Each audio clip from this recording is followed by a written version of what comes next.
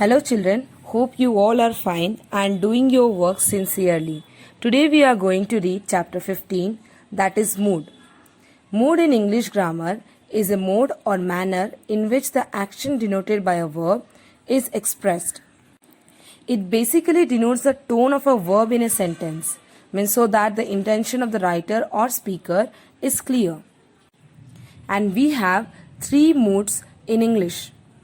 They are indicative, second one is imperative, and subjunctive. Each of this type has a particular function. So, first mood is indicative mood. This indicative mood tells the reader or listener something factual, means it tells about the fact. This mood is generally used in making a statement or asking for a statement by a question. The statement can be factual or presumed to be factual.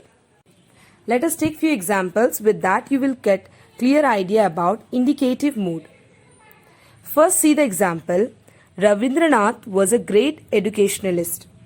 Here this sentence states a fact that Rabindranath was a great educationalist. See the next example. What are you learning? Here in this sentence, we are asking for a statement by a question that what are you learning?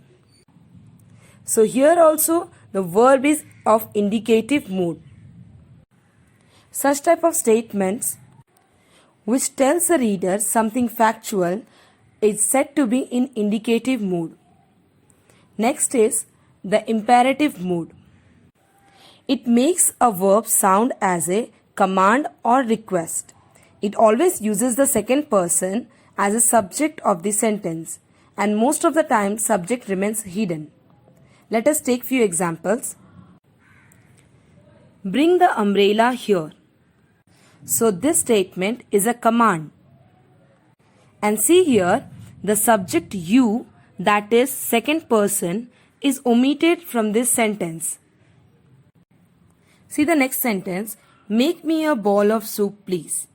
So here this sentence is a request. So this is also said to be in imperative mood. So we have seen that we are using second person as a subject and which we are omitting from the sentence. But sometimes we also use first person and third person as a subject. And whenever we use them, we use first let and then it is followed by first person or third person subject. For example, let me have a look at your essay. Here, me is the first person which is followed by let. So, whenever we use first person as a subject, we must write first let. See the next example where we are using third person. Let somebody help me. Here somebody is the third person subject which is preceded by let. So I hope you have got the clear idea about indicative mood and imperative mood.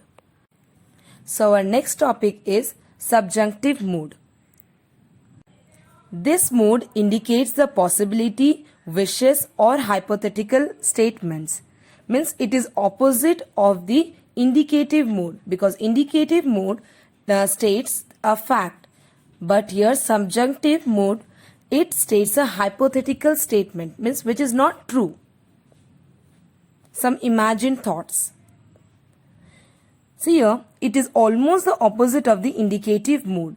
This mood usually mixes the tenses of the verbs and does not follow the common usage of the tense.